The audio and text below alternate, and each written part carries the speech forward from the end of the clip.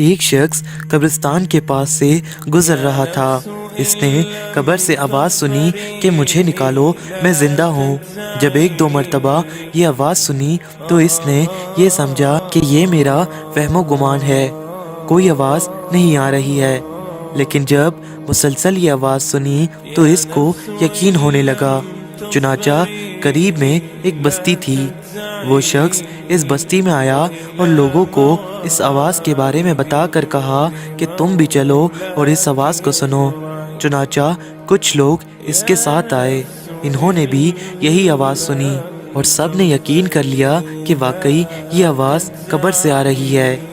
اب یقین ہونے کے بعد علماء سے یہ مسئلہ معلوم کرنا چاہا کہ قبر کھولنا جائز ہے یا نہیں۔ چنانچہ وہ لوگ محلے کی مسجد سے امام صاحب کے پاس گئے اور ان سے کہا اس طرح قبر سے آواز آ رہی ہے اور میت کہہ رہی ہے کہ مجھے قبر سے نکالو، میں زندہ ہوں۔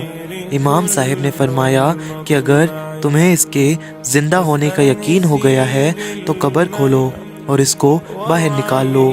چنانچہ لوگ ہمت کر کے قبرستان گئے اور جا کر قبر کھول لی۔ اب جو ہی تختہ ہٹایا تو دیکھا کہ اندر ایک عورت ننگی بیٹھی ہوئی ہے اور اس کا کفن گل چکا ہے، اور وہ عورت کہہ رہی ہے کہ جلدی میرے گھر سے میرے کپڑے لاؤ، میں پہن کر باہر نکلوں گی۔ چنانچہ لوگوں نے فوراً دوڑ کر اس کے گھر والوں کو قصہ بتایا۔ اس کے کپڑے اور چادر وغیرہ لے کر آئے اور لا کر قبر کے اندر پھینک دیے۔ اس عورت نے ان کپڑوں کو پہنا اور چادر اوپر ڈالی اور پھر تیزی سے بجلی کی طرح اپنی قبر سے نکلی اور اپنے گھر کی طرف دوڑتی ہوئی بھاگی اور جا کر کمرے کے اندر سے کنڈی لگا لی، اور جو لوگ قبرستان آئے تھے وہ بھی دوڑ کر اس کے گھر پہنچے۔ اب ان کو وہاں جا کر معلوم ہوا کہ اس نے کمرے کی کنڈی لگائی ہے۔ ان لوگوں نے دستک دی کہ کنڈی کھولو۔ اندر سے اس عورت نے جواب دیا میں کنڈی تو کھول لوں گی، لیکن کمرے میں وہ شخص داخل ہو جس کے اندر مجھے دیکھنے کی تاب ہو، اس لیے کہ اس وقت میری حالت ایسی ہے کہ ہر آدمی مجھے دیکھ کر برداشت نہیں کر سکے گا، لہٰذا کوئی دل گردے والا شخص اندر آئے اور آ کر میری حالت دیکھے۔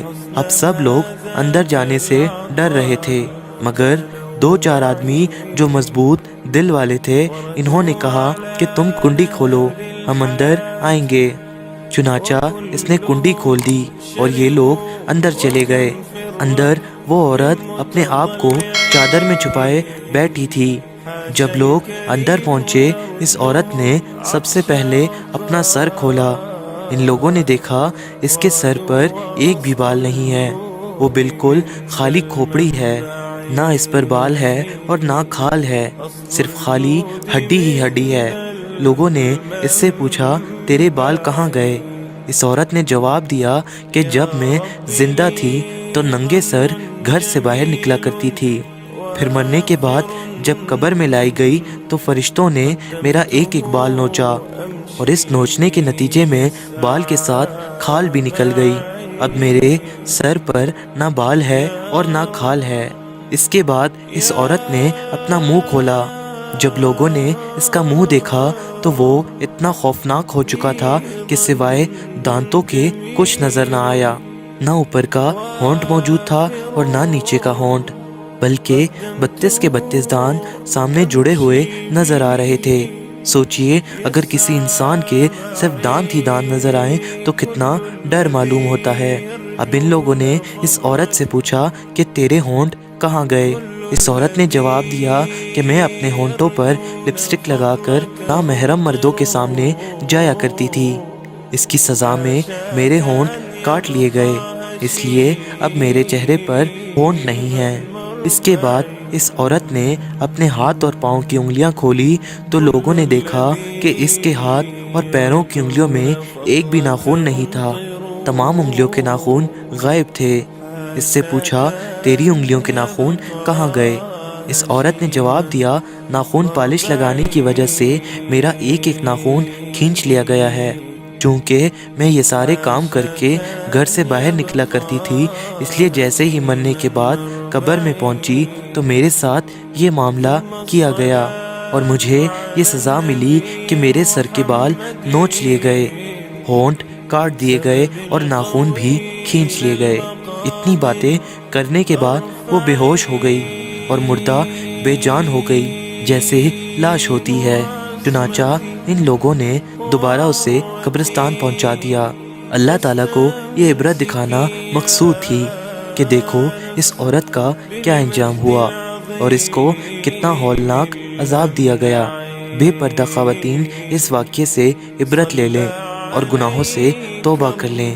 ابھی بھی آپ کے پاس بہت ٹائم ہے، ورنہ کہیں آپ کے یہ توبہ کے دروازے بند ہو گئے تو آپ ساری آخرت پچھتاتے رہیں گے۔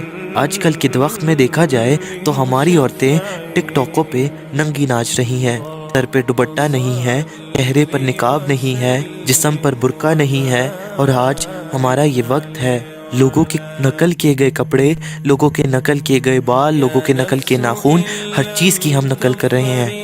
یہاں تک کہ ہم اپنے کپڑوں کے اس قدر ننگا کر چکے ہیں کہ ہمیں لگتا ہے کہ یہ صرف عام کپڑے ہیں۔ ہماری عورتوں کو دیکھا جائے تو ان کے پائنچے ٹخنوں سے اوپر ہیں اور آج کل اسے فیشن مانا جاتا ہے۔ ہم اس فیشن کی بھی تیاری کر لیں جس کا سر انجام ہمیں آخرت میں ملے گا۔ ابھی بھی ہمارے پاس بہت ٹائم ہے کہ ہم توبہ کر لیں۔ اگر یہ کہیں توبہ کے دروازے بند ہو گئے تو ہم ساری آخرت پچھتاتے رہیں گے اور ہمارے پاس پچھتانے کے سوا کچھ موجود نہ ہوگا، اور ہم دوبارہ زندگی مانگیں گے کہ اس میں توبہ کر لیں، مگر وہ ناممکن ہے۔ تو خدا را ابھی بھی ٹائم ہے کہ سدھر جائیں اور یہ میسج آپ سب تک پہنچائیں تاکہ تمام دنیا کی مسلمان عورتیں اب سے بھی سدھر جائیں، ورنہ کہیں ٹائم ختم ہو گیا تو ساری آخرت پچھتاتی رہیں گی۔ جزاک اللہ۔